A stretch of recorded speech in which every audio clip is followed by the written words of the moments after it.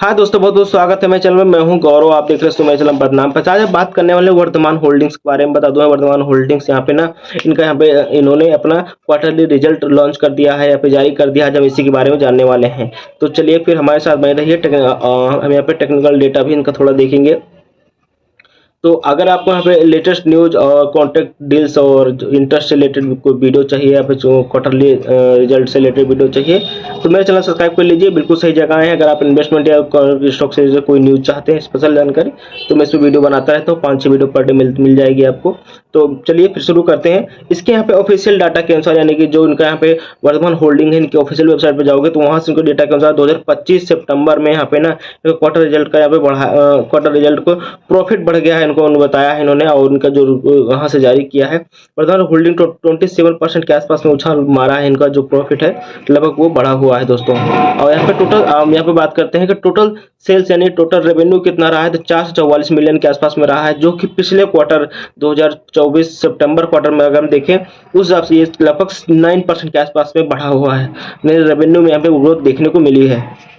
Other income से देखा जाए तो 4.7 मिलियन के आसपास में है, जो कि -2% है। अदर इनकम कोई फिक्स नहीं होता है, जिसको कोई मतलब खास इसमें इम्पैक्ट नहीं पड़ता है, बल्कि ये प्रॉफिट में जो होता है उसमें थोड़ा सा अपना कंट्रीब्यूट बढ़ा देता है। तो इसके पर्पज से देखा जाए बाकी ठीक ठाक है। और यहाँ पे इंटरेस्ट इन्होंने यहाँ पे इनका इस बार इनको इंटरेस्ट से बिल्कुल पैसा नहीं मिला। मतलब इनका जो इंटरेस्ट संबंधित जो भी रहा होगा, जहाँ पे इन्वेस्टमेंट रही होगी, उन्होंने पूरा क्लियर करके रख दिया है, खाली कर दिया है। इससे ये समझ में आता है कंपनी में। और पीबीडीटी की बात करते हैं 445 मिलियन के आसपास में, जो कि 15% बढ़ा हुआ है। सेम अगर क्वार्टर के यहाँ पे हम कंपेरिजन कर रहे हैं तब उस हिसाब से। डिप्रिसिएशन का यहाँ पर भी इनका ये डेटा खाली है, इनको नहीं मिला है, तो ये चीज़ें कहीं सोचने वाली बात है। यहाँ पे PBT profit before tax 445 million के आसपास में, ये भी 15% के आसपास में है। तो दो डेटा यहाँ पे तो है ही नहीं इनके पास। पर इंटरेस्ट वाला, दूसरा यहाँ पे डिप्रिसिएशन वाला। डिप्रिसिएशन वो डेटा होता है कंपनी की जो जितनी आप आज के पास जितनी वैल्यू है, जो चीजें हैं उसकी वैल्यू कितनी है। क्योंकि अगर आपने गाड़ी खरीदी है उसकी वैल्यू दिन ब दिन घटती ही है, तो वैसे कंपनी में भी होता है कि दिन ब दिन वो घटता है। उसकी जो कुछ चीजें उनकी जो होंगी, जो कंप्यूटर होंगे, चेयर होंगी, प्लांट के बाद जो एसेट्स होंगे, जो यहाँ पे वो चीजें घटती हैं। ठीक है, तो या फिर जो पढ़ने वाले होंगी तो वो भी, लेकिन फिलहाल इसमें डेटा नहीं मिसिंग है, तो कहीं ना कहीं यहाँ पे क्वेश्चन वाली बात है। यहाँ पे अब ये जारी मतलब कहीं ना कहीं प्रॉपर पता नहीं चल पाया है। टैक्स देखें तो 113 मिलियन के आसपास में इन्होंने दिया है, बल्कि 10% माइनस है सेम क्वार्टर का अगर हम कंपेरिजन कर रहे हैं तो। प्रॉफिट में जहाँ पे 332 मिलियन के आसपास में रहा है, प्रॉफिट भी इनका फिलहाल इस बार गिरा हुआ है, 27% के आसपास में माइनस में रहा है। इक्विटी 31 मिलियन के आसपास में है, लगभग ये सेम ही है, इसमें डिफरेंस नहीं है। इक्विटी का यहाँ पे मतलब ये है कि अगर कंपनी आज अगर सारा संपत्ति बेच देती है तो प्रॉफिट कितना कमाएगी। ऐसा नहीं है कि माइनस में कमा जाए, और जो इन्वेस्टमेंट किए हैं लोगों ने वो तो भाई उनका चला जाए।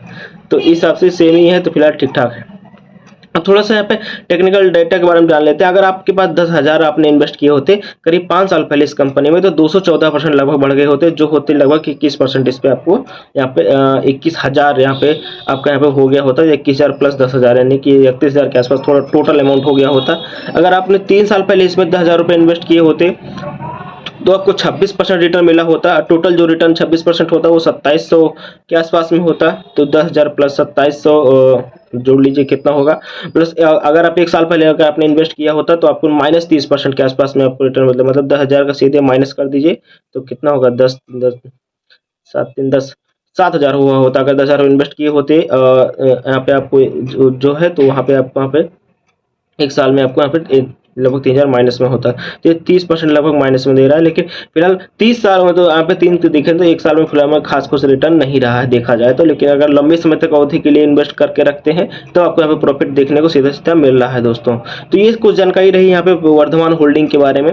बाकी वीडियो अच्छा लगा हो तो लाइक कर दीजिएगा, चैनल को सब्सक्राइब कर दीजिएगा। ऐसे ही फाइनेंशियल रिलेटेड और इंटरेस्ट रिलेटेड मैं यहाँ पर क्वार्टर रिजल्ट वीडियो बनाता रहता हूँ। मिलते हैं किसी नए वीडियो में। जय हिंद दोस्तों।